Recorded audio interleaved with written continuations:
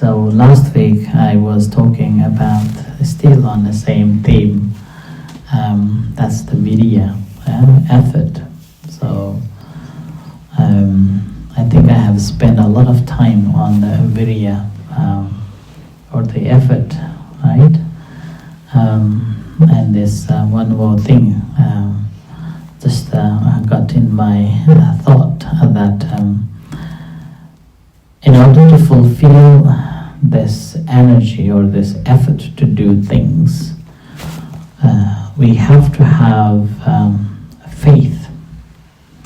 Otherwise, we will not do it. So we have to have a faith. Now, when we talk about the practice of a meditation,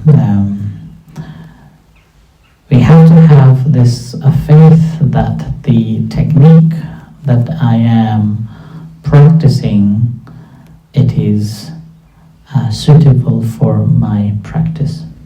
So you have to have the confidence too. And in the meantime, you do have to have a confidence with the teacher who is teaching. And then further on, you do have to have a confidence that you are applying a sufficient energy in the practice. Now further on, if you really into it, then we have to have this confidence that the Buddha, he enlightened at the age of 35. And then reflecting that he was a normal being, with his effort he was able to be enlightened. Similarly, I could be enlightened too. So that sort of a faith you do have to have. And then we have to have this another section of this effort that will continue our effort to practice, is that the thing that I am doing, it has a result. It's called a kamma sakata sata. You have to have that one too, that the action that I am performing has a reaction or the result of that action.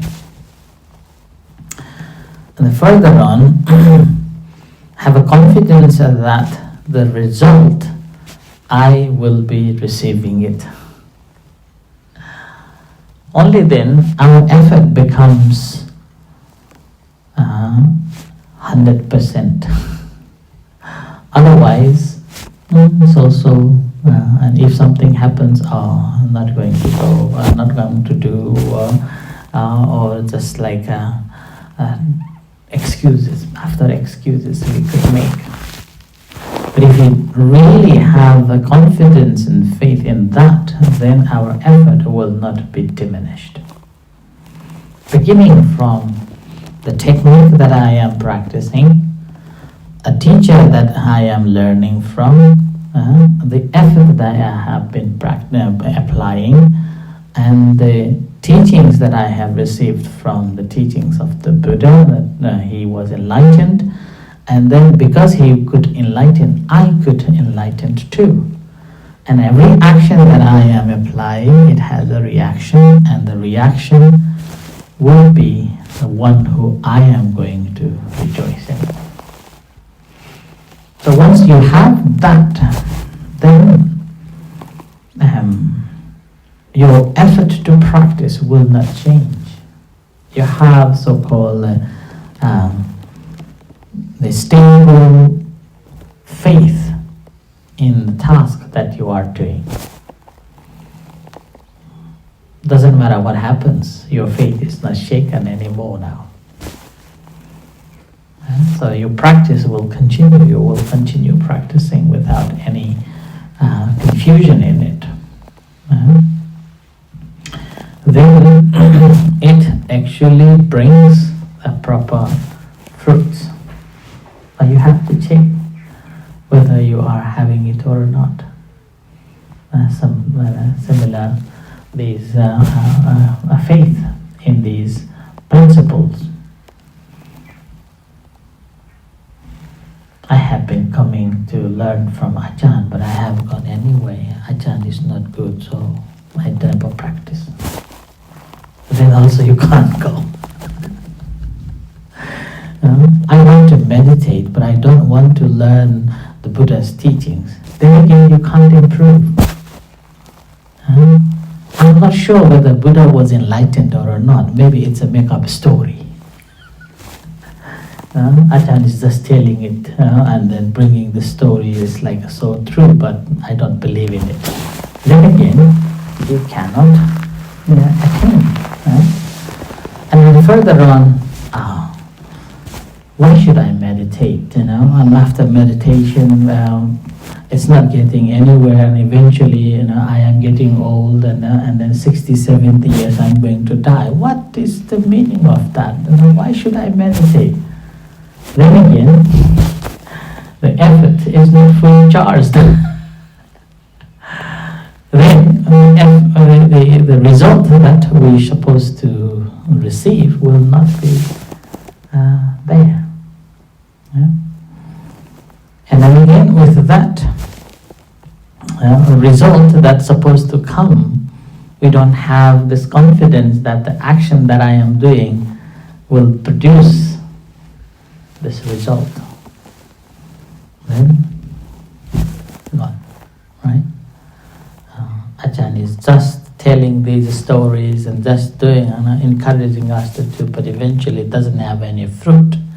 Then your practice will have a lapse. Like a long time ago, there was a lady,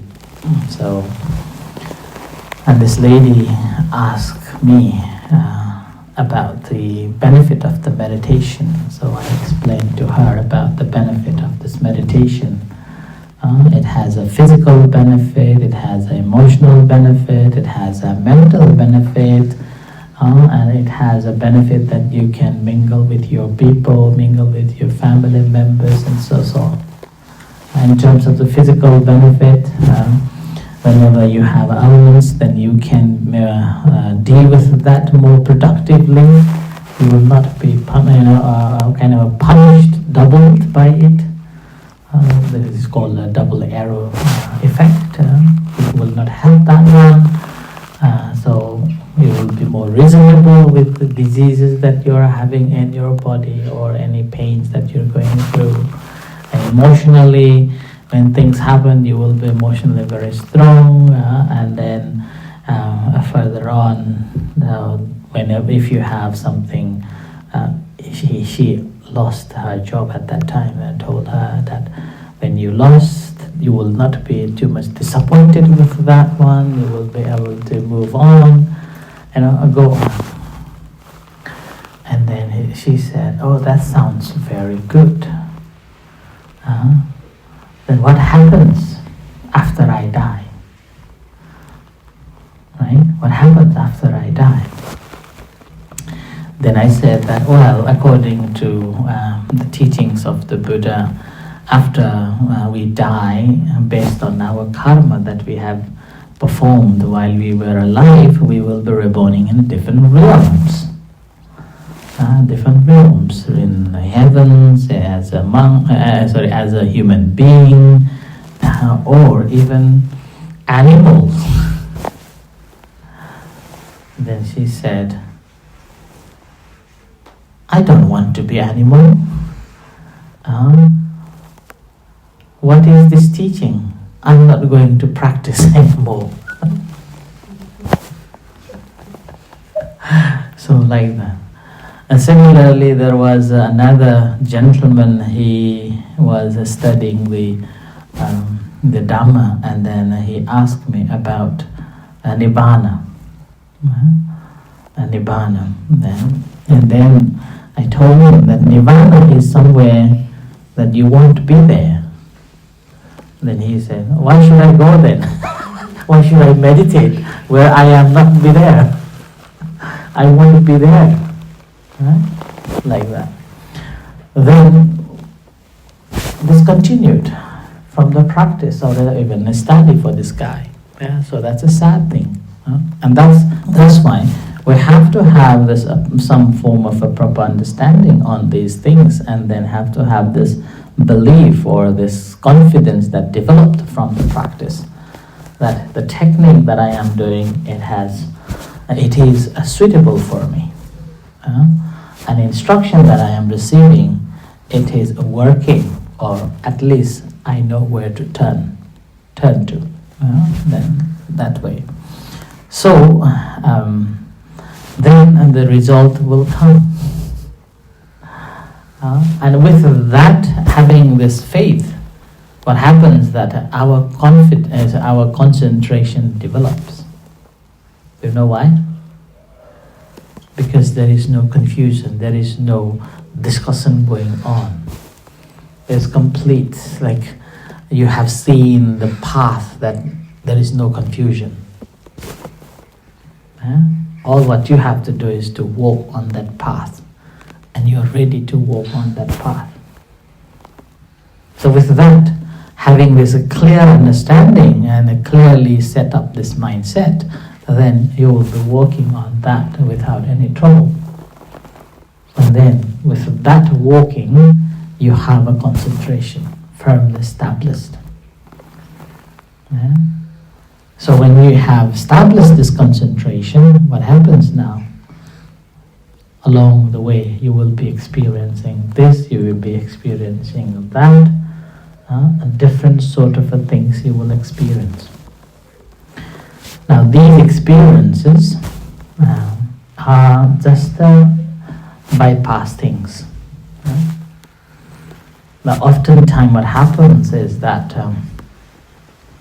we too much engage with the outside thing.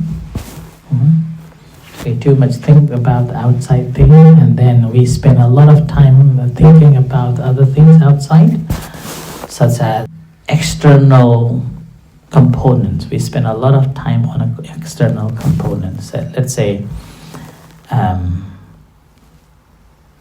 these things happen, I accept that these things are happening, and then I do believe that this is because of this universal, so the universe has something to do with it, and then with that universe to do with that, if I pay attention to it, if I just leave it, then it just, I will be able to deal with that, and then I am happy. I am happy. And then whatever I do with my good intention, and whatever I do, I want to do things that makes me happy. So I do that, and then I am happy. And further on, in order to gain this happiness, or in order to gain this satisfaction, we always put on somebody's hand or somebody's head, or put somebody's or onto someone. And with that again, what we are trying to get is that the confirmation from that person, satisfaction from that person, like that. Then on the way, whenever we see something, whenever we experience something, we often go into, either we engage with our desire or our hate, resentment to it, or we try to, because I don't know what's going on here, I don't know what's happening, and I do not like this one, or I like this one, but who to turn to? So then we put someone on there, that it must be him, it must be her, it must be that. Then our path, rather than having the clear path, is muddled. Muddled. And with that, the clarity is not there. And then what the wisdom that's supposed to arise is not there. So that's why when we are walking on that, once we have this confidence, this belief that this is the path, that I'm walking on that, doesn't matter what arises during this or along this path, I will be there to check, investigate, and move on. Doesn't matter what is there, just move on. then what happens is that the wisdom you will be collecting as well as you will be living things behind it, and you move on. So that's why this factor that I'm talking is, it's more about the internal activity that we are practicing here in the practice of a meditation. It's not about outside things. It's not about what we are seeing. It's not about what we are experiencing due to the outside objects. It's about inside. How am I dealing with this? How am I relating to this? And which state of my mind is there? So it's an internal exercise we are doing. And when we develop that, it comes to the stage that your heart and your emotions are like a stone. There is a saying, when you are not responding to, or whenever you are not reacting to things when it happens, your heart is like a stone, like that. But this phrase is a different. At that time, you are frozen, or you do not react, possibly because you dislike, or possibly you don't want to engage, or possibly it's not my cup of tea. Yeah, like that. Whereas in the practice of a meditation, this mind becomes like the heart, this hard rock. It's because you have seen, you have realized, you have understood, and then not allowing it to invade. That's called this mind that is leading. It's the dominant factor, rather than the will that I wanted to do, rather than I want to do and move on. But there is this will, this mind that is dominant, that, okay, I have a clear understanding, I'm working on this steadily, doesn't matter what happens, I am not giving it up. And when things happen, I am there to reflect, I am there to watch it. And now the more you have the mindfulness, the awareness about things happening, this happening, and when your mind is happening, and your mind becomes that hard rock. Emotionally, it's like, really? Mind is completely sealed, and that sealing is not, you are not aware of that, not aware of things that's happening. You're aware of things that's happening, but you are not absorbing them. You're not allowing it to enter in this little corner of the heart. Yeah? So your mind becomes so dominant in that sense. And every action becomes the mind leading rather than your will to do. Yeah? It's a bit slight difference here, and sometimes can be confusing. Will to do, isn't that mind? And then the mind that is, isn't that the same? So there's a very fine line there. So will to do, it has oftentimes either there is the desire to gain, to get, and it has a negative connotation as well as the positive connotation. Whereas this mind, which is a true state, is before that comes in, before the will starts to be activated, like that. So this mind, then it doesn't have a likeness and dislikeness to the things. It doesn't have reaction to the feelings of this or feelings of that. Imagine, like, when you are,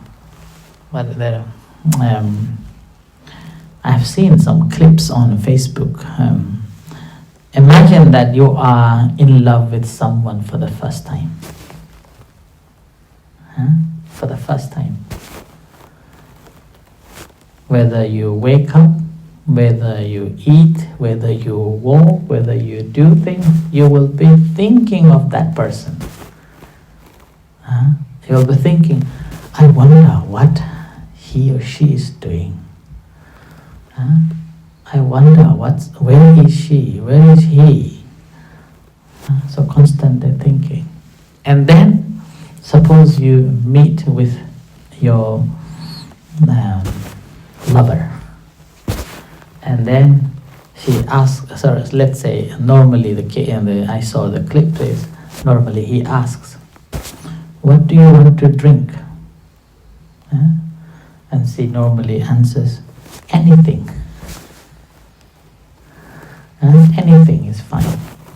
And then he offers, do you want this? Oh, I don't like that. And then he says, do you want this? Oh, I don't like that one. What do you want? Anything is fine. Anything is fine.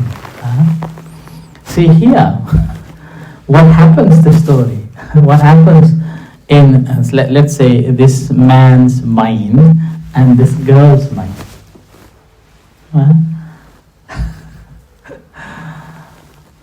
So that is the state of our mind normally.